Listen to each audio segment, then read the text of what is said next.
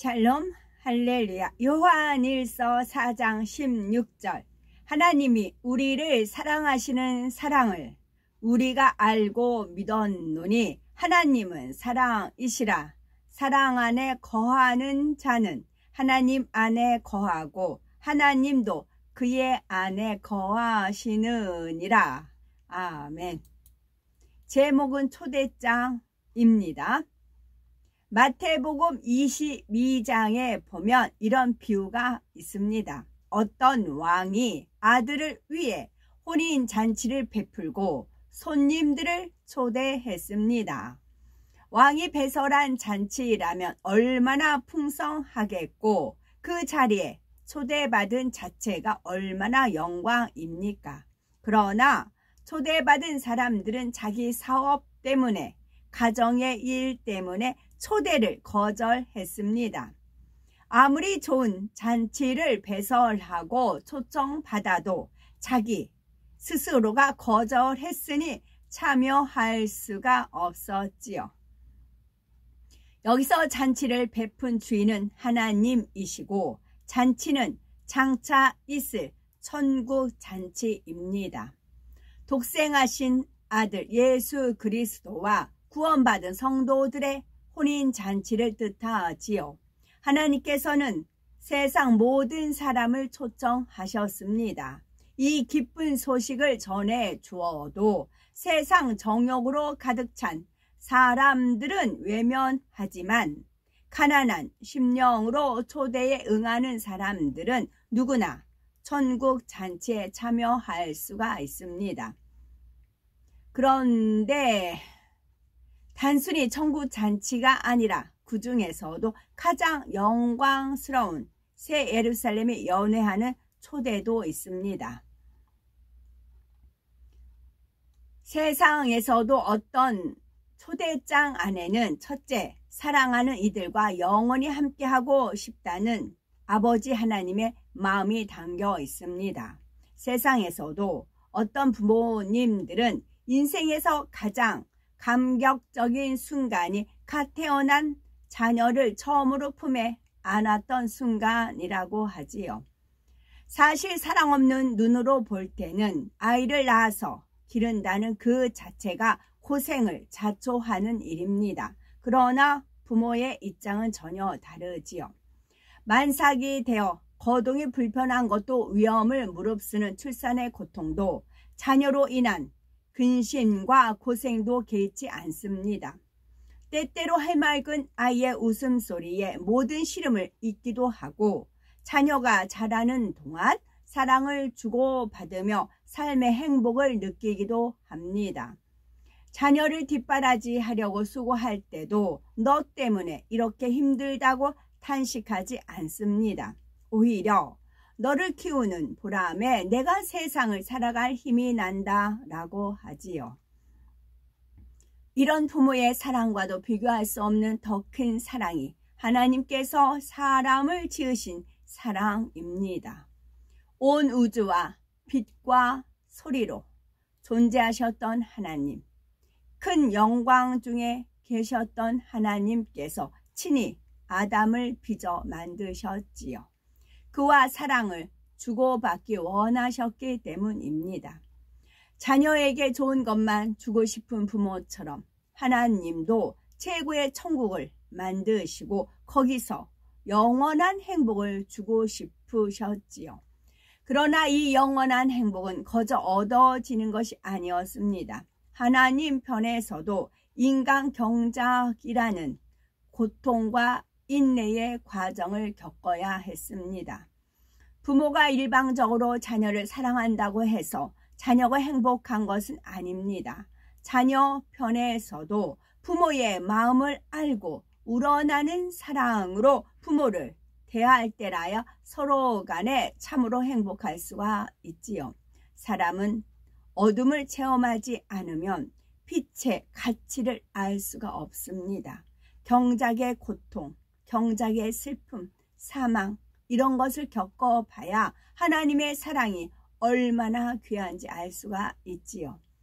이렇게 인간 경작을 이루어가는 과정에서 사람만 연단을 받는 것이 아닙니다. 하나님도 큰 인내와 희생을 감당하셨지요.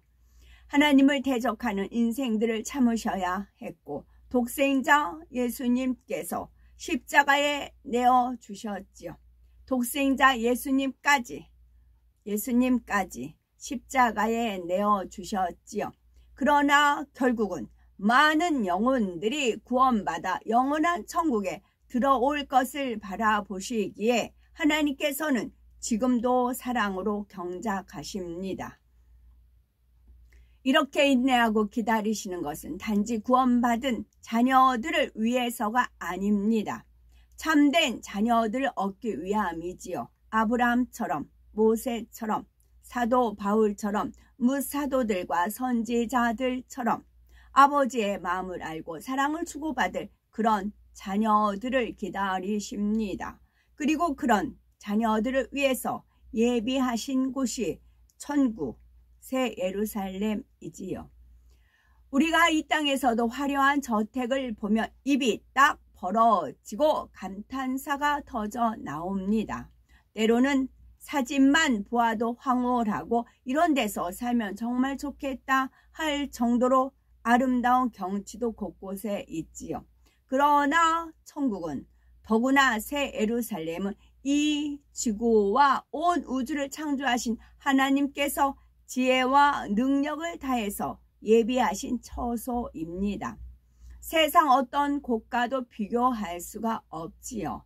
내 사랑하는 자녀들아, 그곳에서 함께 하자. 영원히 사랑을 주고받으며 함께 살자. 이런 아버지의 마음을 담아서 우리를 초대하고 계신 것입니다. 이 마음을 기억하여 초대에 꼭 응하는 우리가 되셔야 되겠지요. 또 천국에 들어갈 자격을 갖추길 원하십니다. 둘째로 이 초대장 안에는 우리의 마음을 변화시키라는 아버지 하나님의 간곡한 부탁이 담겨 있습니다. 즉 천국에 들어갈 자격을 갖추길 원하시지요. 우리가 주님을 영접하면 죄 사함을 받지만 그러나 그것으로 끝이 아닙니다. 정말 예수님의 보혈의 공로를 믿는다면 이후로는 죄악에서 떠나서 깨끗한 마음을 이루어야 하지요. 오늘날 믿는다 하는 수많은 사람들이 불신자들과 다름없이 살아갑니다. 세상 정욕을 취하며 불의와 불법을 행하지요. 하나님의 초대에 가겠다고 말은 하지만 실제로는 참여할 준비를 하지 않은 사람들입니다. 마태복음 22장 비유를 보면 이런 사람이 어떻게 되는지도 알려주십니다.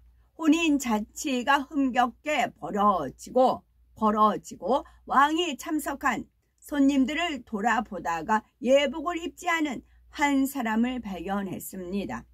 마태복음 22장 12에서 13절에 가로되 친구여 어찌하여 예복을 입지 않고 여기 들어왔느냐 하니 저가 유구무원이언을 임금이 사환들에게 말하되 그 수족을 결박하여 바깥 어두움에 내어 던지라 거기서 슬피우며 이를 감히 있으리라 하셨지요.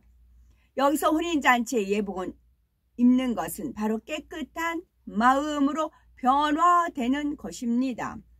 주님을 믿는 하나님의 자녀로서 죄악을 벗어버리는 행함이지요. 이렇게 신앙생활을 하면서 얼마나 마음을 변화시켰는가에 따라서 장차 천국에서도 들어갈 처소가 달라집니다.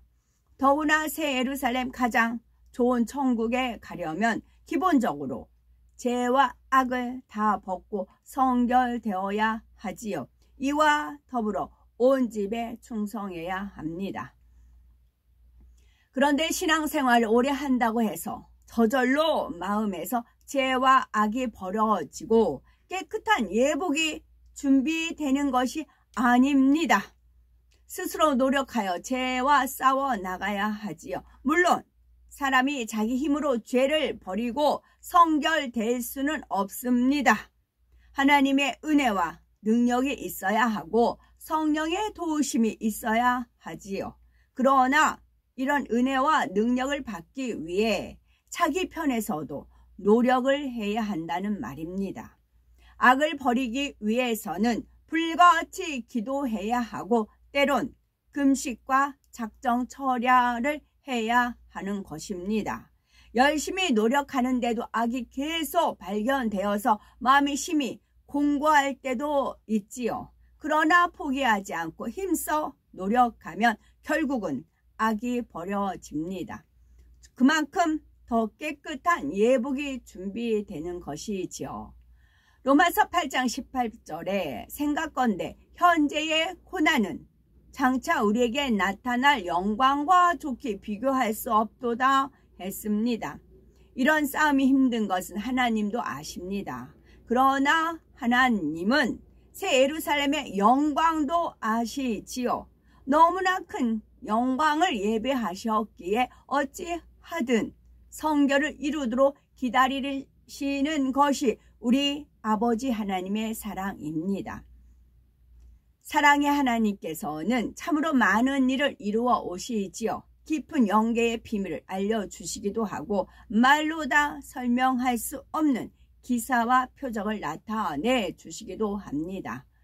이런 일들을 이루신 하나님은 그 각각의 순간에만 영광을 받고 끝나시는 것이 아닙니다. 긴 세월 동안 치밀하게 계획하셔서 새 예루살렘에 초대받아 들어올 수 있는 참 자녀들을 만들어 오신 과정이 있지요.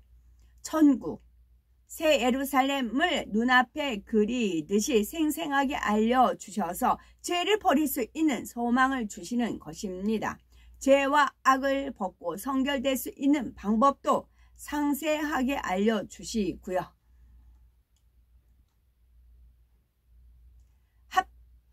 하박국 2장 14절에 대저물이 바다를 덮음같이 여호와의 영광을 인정하는 것이 세상에 가득하리라 하신 대로 무수한 영과 온 영의 일꾼들이 세계로 나아가 숱한 영혼들을 주님 앞에 인도할 것입니다. 이러한 비전 속에 더욱 뜨거운 열정과 뜨거운 헌신으로 달려간 우리가 되어야 되겠고, 우리 모두 새 예루살렘의 연회에 앉아서 기쁨으로 추억할 수 있는 우리가 되셔야 되겠습니다. 아멘.